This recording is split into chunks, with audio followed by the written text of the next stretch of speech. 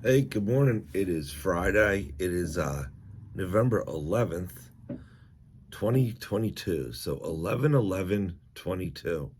That's some numbers for you. Um, so Donald Miller here, and I'm going to go over a couple things here with this trade. And it really has to do with the guys that are 3 years in, but it starts in the beginning. Again, I'm going to explain this here. If you're going to enter the electrical trade, okay, don't enter 1 foot in, 1 foot out. All right. If you're coming to the electrical trade, it's such a different trade than other construction areas that you need to jump with both feet in and be trained correctly. All right. You don't want to have trainings. You don't want to go and work for a company that has one electrician, but they're really a renovation company. And then you're being taught that's not the way to go and make electrical your career. Okay. And all of my videos, every single one is pointed towards the young gentleman or woman, whatever, that wants to be an electrician and wants to learn this trade correctly to benefit, one, their career, two, their lifestyle, and three, how are they going to retire? All right, when you're looking at a career, you're looking at the benefits of the career. How long is it going to last? How does the retirement look, even in its present form? And on the non-union side, it's a blank slate. There's nothing. You have to, which some people like, some people don't like. You can consider nothing a blank canvas, and then you can paint your own picture. That part I love. But if you're not motivated to do that, then the non-union side might not be right for you. All right. Or at least you might want to fall into a company that sets it all up for you. Either way, you want to jump in with both feet. Do not go in and out of this trade. It doesn't work. And every summer, this is because of that commitment that the trade requires. Every summer we bring in guys with no experience out of high school, and they do like an internship. They're not paid bad. They're paid above minimum wage, but it gives them maybe 4 weeks, 6 weeks in the trade, and they can see if they like it. Okay, if they don't like it, then they're not going to adhere to the principles that the trade demands.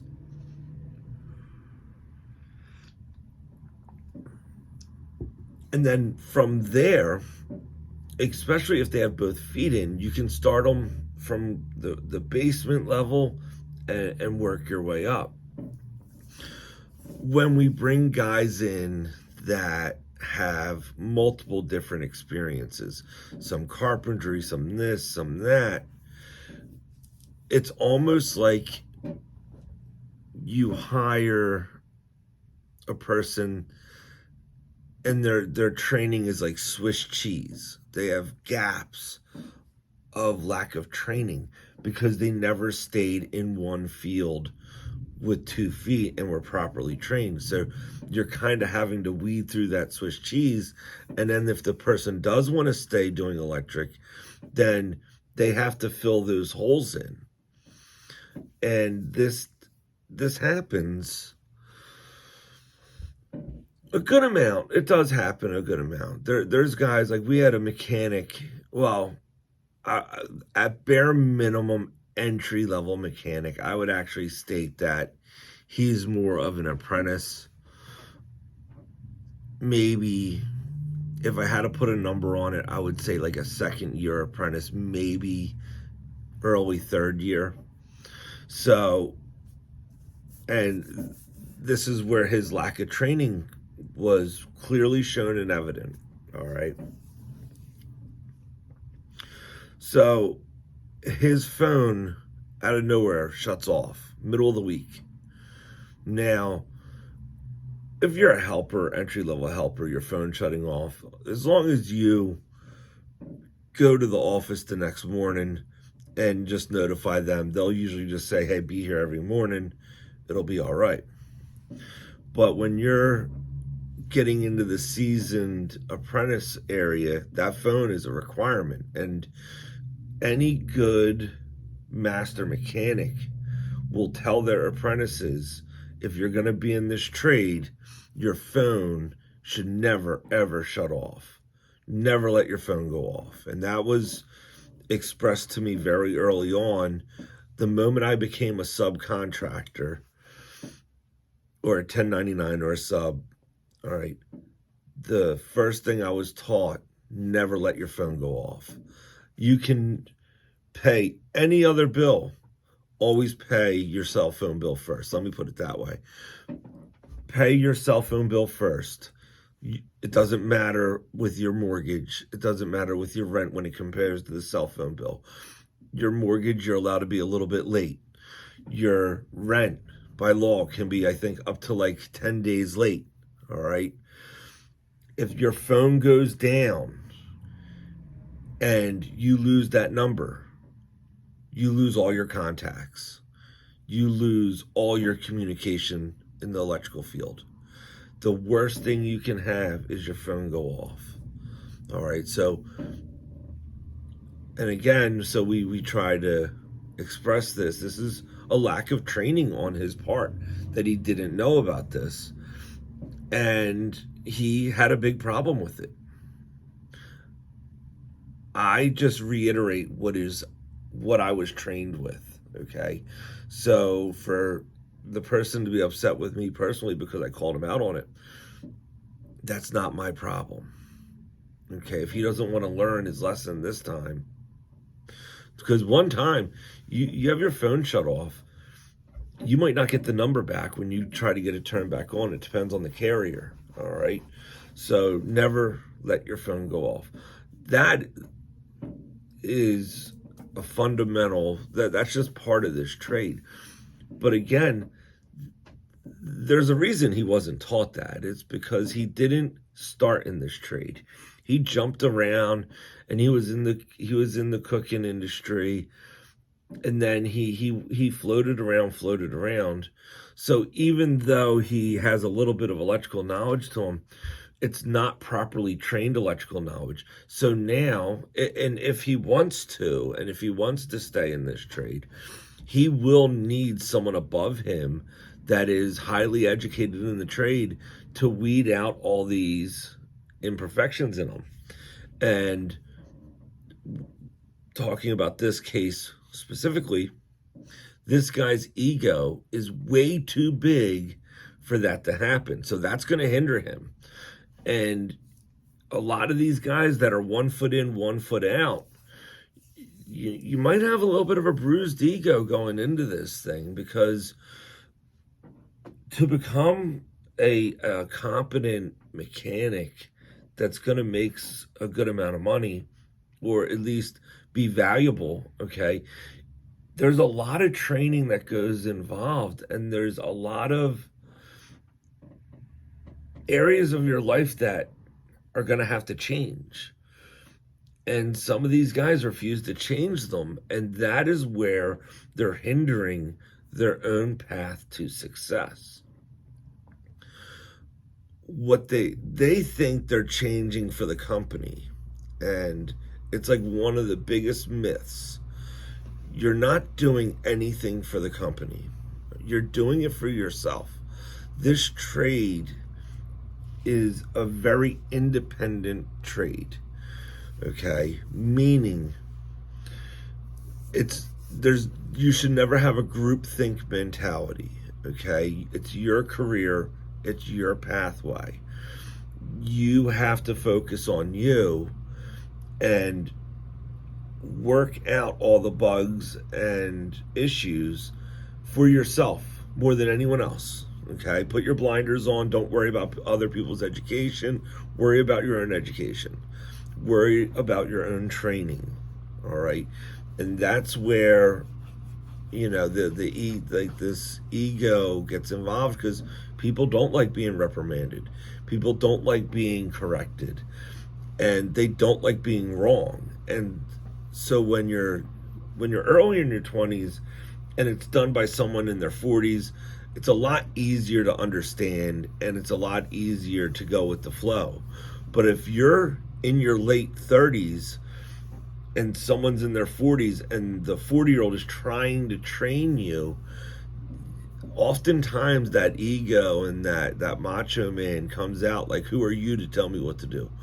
Well, if you're going to be in this trade, and it's trade specific, it's a master electrician trying to train someone who isn't even at the mechanics level yet. All right. And that's hard to do. Like, it's so this happens often. Okay. I've trained guys in their 60s. Some accept it, some don't.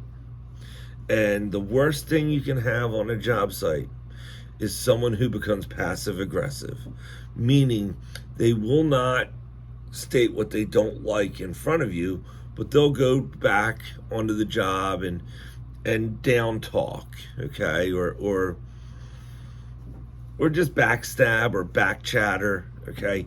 It doesn't help anyone, and it doesn't help anyone's career, and it creates a stinky work environment. And I've had crews come up to me and ask for a person to be removed because they are a downer and they're not enjoying themselves for whatever reason. Like, if you're on a path to become successful, then you should be enjoying your trade. You should be enjoying learning. And yes, we all have bad times, but to walk around and criticize everyone else, that doesn't benefit anyone, okay? It really doesn't. And it makes other people feel uncomfortable when you're around them. So it's better to confront. If there's an issue, just confront it. It clears the air, one. It'll help the apprentice get back on a training platform to get to the next level. When people come and work for me, they're coming to not just make money, but to excel. I want, if someone comes in here as an apprentice, I want to get them to journeyman, to mechanic, to master mechanic. I want to keep them moving. And if they stay with me, that's great. If they move on and start their own business, I will give them my blessing, okay? I do not want to hinder anyone's progress, especially if they're trying. You have guys that are so eager in their 20s, and some of these companies give them no ladder to success, and they pigeonhole them, and they get stuck, and then they just become angry, all right? So, and oftentimes they're coming from these bigger companies. Like, we get guys in here that come from the big companies, and they have all these big company bad habits.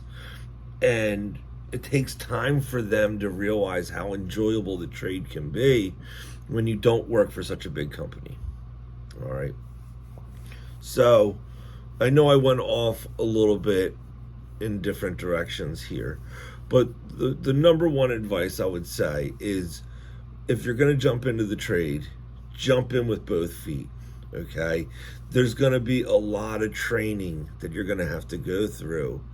And if you're constantly doubting whether or not you want to do it, you're going to get an attitude quickly. The moment you get yelled at too much, and if you're doubting whether or not you like this trade or not, you're instantly going to get an attitude. You're going to fight back. And really, it's just a matter of the company is trying to mold you into an apprentice that's gonna succeed. So 2 feet in. All right. If you did float around and then you're coming back to the trade, realize that there's going to be shortcomings that you have, and you're going to have to suck it up and put your ego on a shelf. And I know that sucks, but you're going into companies where people have been electricians since they were 19. Some I've seen a 25-year-old have more electrical knowledge than a 35-year-old, but the 35-year-old, because he was older, bullied him and kind of try to push him around. And that 25-year-old, and the only reason why he didn't stick up for himself was because he just didn't know how to yet. And that changes too. Like, you have some of these young guys that enter the trade young, they're going to learn how to boss around the older ones, okay? Especially if they've dedicated their time and what they're saying is correct. The guys that are in and out, the 1 foot in, 1 foot out guys, they're the ones that usually have an issue with it, because they're jealous of the younger guy. The younger guy knows more, and that's usually where I see turmoil. All right. Small little things like that, like you pick up on over the years. You start seeing how guys hurt their own career, and then they get a chip on their shoulder because of it. Well, focus on your career more, at least a little bit. I've seen some of the smallest habits affect someone's careers the worst, okay? Being on time, that'll rob you of promotions.